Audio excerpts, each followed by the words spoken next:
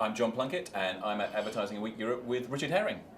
Richard, how are you? I'm very good. How are you? You are a bit hungover actually, but yeah, I'm all right. Okay, I'm glad you had a good night. Fresh now. Yeah, absolutely. You're a comedian, you're a writer, and you are the bravest man at Ad Week Europe because you just told a room full of advertisers that they should stop nicking other people's ideas. Yeah. Well, it's true, isn't it? Didn't seem to go down extraordinarily well. They laughed. You know, they'll probably nick that and put that in an advert, won't they? They'll have, hey, it's the maverick guy. He's come in. He's against advertising, and he drinks Diet Coke. Now, as a comedian, you're always very aware of your ideas and other people appropriating them. I mean, have you had that during your?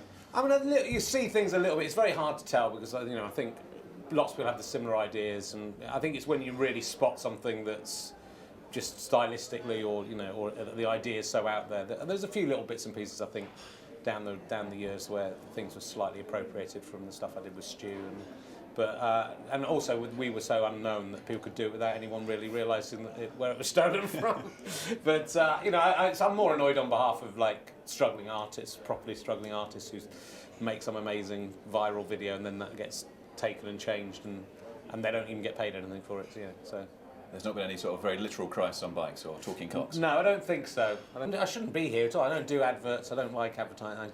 I sort of feel as a comedian you should, if you want to say something, you should say it. And if I'm being paid to say something, then people will go, well, what else do you really believe about anything? So I think honesty is part of my, even though I don't really talk massively politically about lots of things. I think honesty is so much a part of me that if people thought, well, he's being paid to say something he doesn't think, then what can we trust the rest of the stuff he says? So just for me, I don't think it's something I'd want to do. So you've never done an ad or a voiceover or? No.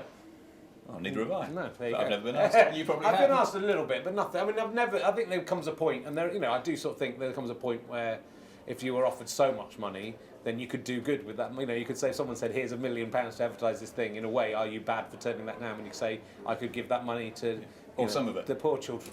Well, I wouldn't feel comfortable taking the money. It's like selling your story, a sex story to the papers, isn't it? That woman who had sex with John Prescott and then stole her story and got lots of money. You kind of think, yeah, but every time you're spending that money, you have to think, how did I get this money? By A, having sex with John Prescott, and then B, telling everyone about it. That's how I would feel. To advertise would feel like having sex with John Prescott and then being paid to tell people about it. If I had sex with John Prescott, I'd shut up about it. I haven't had sex with John Prescott. It sounds like I haven't. Why have I brought up having sex with John Prescott? Sounds like I have had that, and I'm trying to cover it up. I'll just tweet it afterwards. But you're here because we mentioned today that you're a brand. You described yourself as a bit of a brand, one-man comic brand. Well, I think you are. I've sort of turned into a business without meaning to and without realising to. Because I'm trying to get people to come and see my shows and buy my DVD. So I advertise myself, and everything I do is, I suppose, in a sense, advertising myself.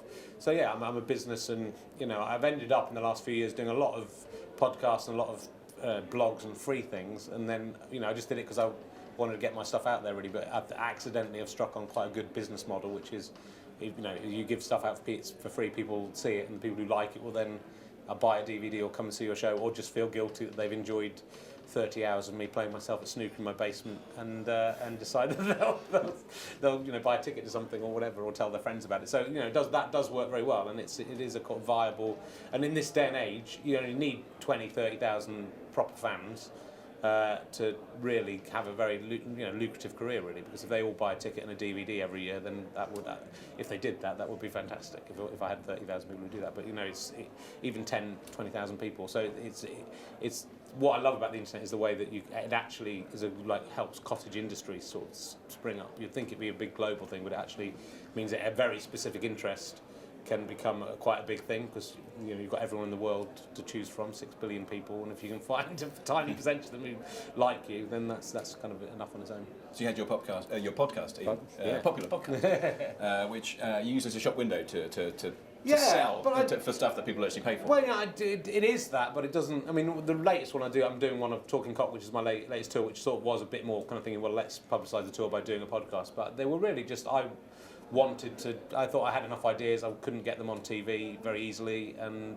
then I just thought, well, I can just do it myself. And I'd rather be creating and getting stuff out there. So it wasn't a deliberate decision. It wasn't like, oh, let's do a podcast and then get people in. It was just saying, well, how can I push myself creatively? And I think it's worked for advertising. If you have a good product or you do something good with it, people will like it and will come to it. And the guy on the panel who was saying, you now check the internet to see what other people are saying about stuff rather than just trusting an advert. So if you can get your stuff out there and it's good, then that's all you need to do, really. So I would like to live in a world where people making products or producing products just did the best they could, rather than employing people to lie about whether this is as good as something else. Making more friends.